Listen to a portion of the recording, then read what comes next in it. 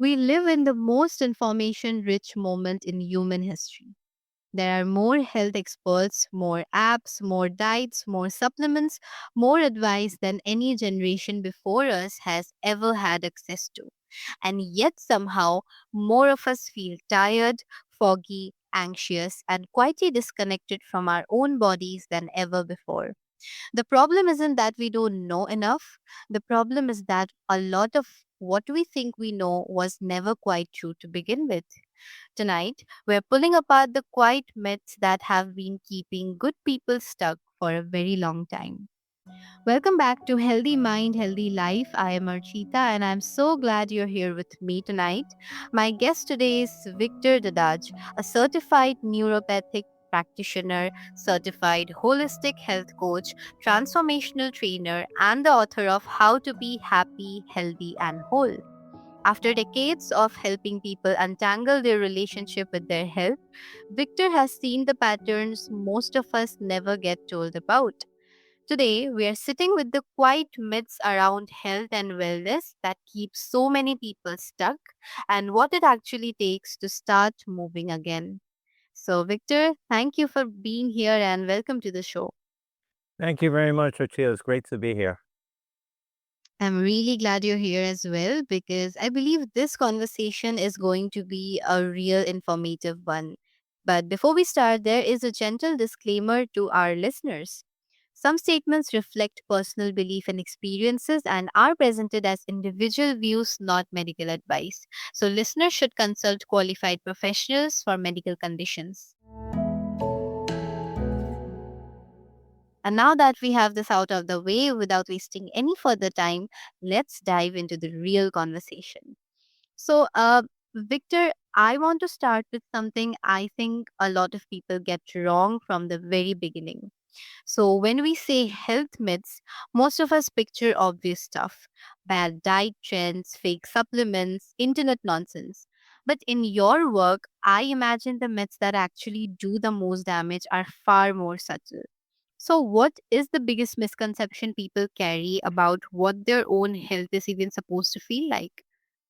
There are a number of them I'm going to share because it's not just one myth. There's a whole bunch that's been spreading around at least the last 70 years that's been hurting people's healths.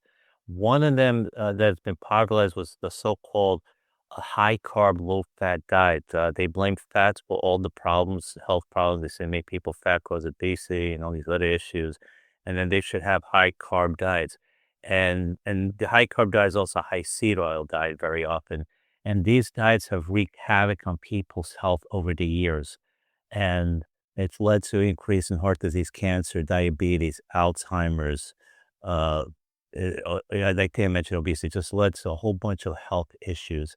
And because people believed in this health, because they were told by noted authorities. And what's really true is you really need to have a low carb, low seed oil diet, a good amount of healthy fats, and good enough amounts of protein. That's what's going to give you good health. So get enough protein, get enough good healthy fats, limit the carbs in the seed oils, and of course other artificial ingredients, which are very often there are so many syllables you have trouble pronouncing. So that's one myth. Another myth is that you can get all the nutrients you need from a good, healthy diet. That is not true. It is important to eat a good, healthy diet, eat real food. But because the cells have been stripped of nutrients, you just don't have the nutrients in the soil you had, say, 120 years ago. There is no way you're going to get everything you need from your diet. You will need to supplement. You cannot avoid it. Another myth people have been told is that cholesterol is bad. Cholesterol is actually very important for you. It's so important that your liver makes 80% of your daily cholesterol. And generally, foods that are high in cholesterol usually have a minimal effect on your blood cholesterol. And cholesterol is a big part of your brain. So, since they introduced statin drugs in the late 80s, people have been lowering their cholesterol levels, but there's been a huge increase in dementia and Alzheimer's because your brain needs the cholesterol. And now it's not getting the cholesterol it needs. You need cholesterol to make bile. You need cholesterol to make vitamin D. And without cholesterol, there'd be no human race because you need cholesterol to make estrogen, progesterone, and testosterone. So it's a very important nutrient. And for that same reason, because cholesterol has been vilified, People been told don't eat eggs, even though eggs have lots of nutrients, especially in the yolk, but the yolk has the cholesterol. So people been told don't eat the eggs, even though eggs have been eaten for centuries and centuries without any problems. And again, the cholesterol in the eggs have a minimal effect on the blood cholesterol. So I will tell you straight out, eat plenty of eggs. I eat 4 to 6 eggs a day. I have no health issues, and most people that eat the eggs are uh, are okay with it. And again, the only time cholesterol is a problem is when it gets oxidized. If it doesn't get oxidized, cholesterol is good for you. Another health myth people have been believing is that salt is bad for you. That is not true. Salt is needed for your cells, um, and in fact, people who have high levels of southern countries that have them, like Japan, Korea, South Korea, and France, have the among the highest longevity rates. The countries which eat the least amount of salt actually have among the lowest longevity rates. So salt is another important nutrient. And when I'm talking about salt, I'm talking about the kind like Himalayan salt or Celtic sea salt, which has many of those minerals, like 60 to 80 minerals. I don't mean the kind that's sold in a lot of stores when you only have iodine. I don't mean that kind of salt. You need the real salt. That's important. And another health myth people have been believing is that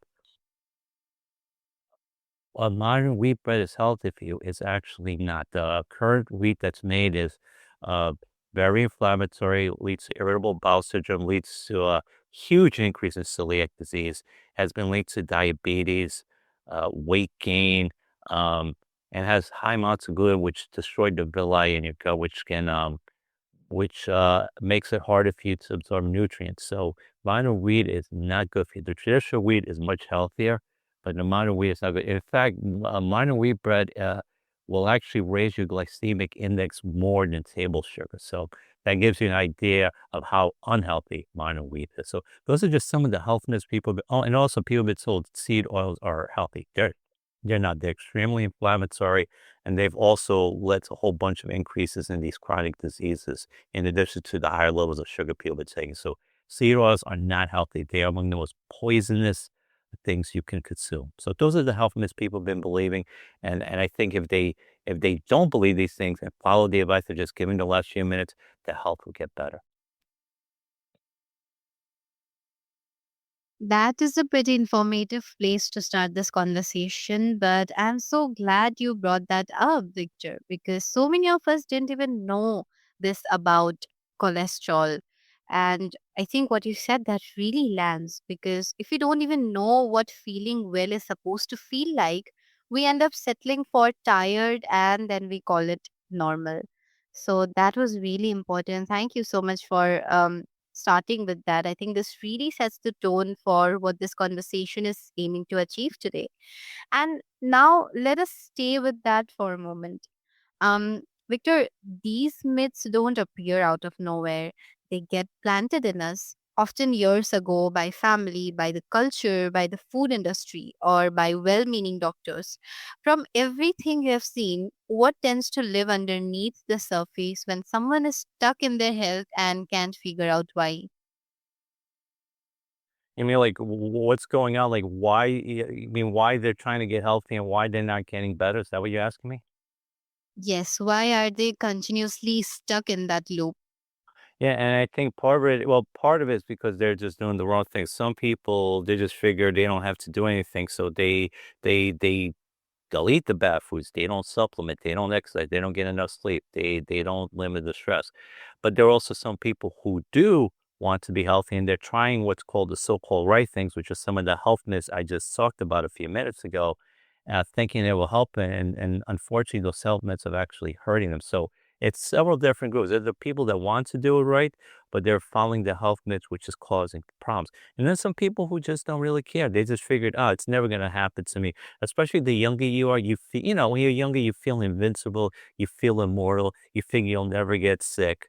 Because here's the thing, if you eat a lot of bad food, you're not gonna have a heart attack after a couple of days of eating a lot of junk food. It compounds, which means it happens slowly, but it builds up over the course of time. If you had a heart attack after a couple of days of eating a lot of ultra processed foods, you would never eat it again. But it doesn't happen over a couple of days. It takes many years for all the health problems to build up on you. It compounds. So that's why a lot of people don't notice it because it's very gradual. Yeah, and I think what you just said, it makes so much sense. And that's so important to name as well. because what we believe about our bodies isn't just affecting our bodies, it's shaping how we think, how we feel, and how we move through every single day. So I'm really glad you brought that up. And now I want to bring this into the everyday life. So, Victor, what do these myths actually look like in normal life?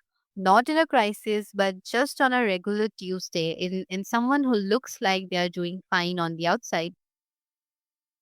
Yeah. Well, that's the thing. Because these things are gradual, you don't notice the things that are happening inside. So gradually these things are wreaking havoc on your body. It's not like one day you're like, oh, I was healthy yesterday and I have heart disease now or I have cancer. It's usually been building up for many years. But the thing is, a lot of times you just haven't noticed it because it's very subtle. So you don't notice these changes that are going on, but it's slowly building up. So you're feeling okay. And then eventually you start noticing things. You start noticing some pains. You start noticing fatigue. And eventually it does wreak havoc on it. Like the sugars and cereals will wreak havoc on your brain, they'll wreak havoc on your gut. So eventually you do start to notice it, but it tends to be gradual. And all of a sudden you start attributing it. So I'm just starting to get older. That's not really the case. The thing is, these things have been building up for years, and you're just only gradually noticing it. Yeah, I think that's such a common misconception because so many of us we think that it's just going to be one big moment when our health deteriorates, but it's usually one step at a time. It's usually uh you know decades later or few years later, months later, that we realize that it's really affecting our bodies, and oftentimes it's too late when we reach that point. So, I want to ask you, what is the cost of that over time? Not just physically, but mentally and emotionally as well. Well, when you start feeling that way, you're gonna feel really bad about yourself. It's gonna stress you out, and then here's the other thing: you guess it affects your mind, but your mind also affects your body. So you're feeling sad, you're feeling grieved, you're feeling stressed out. Stress is a huge factor in your health. You're very stressed, it's gonna make your health even worse. So your health gets bad, you start feeling bad, you feel mortal now, you feel vulnerable, and you start feeling, man, maybe maybe I don't have long to live because you get stressed out, you start worrying.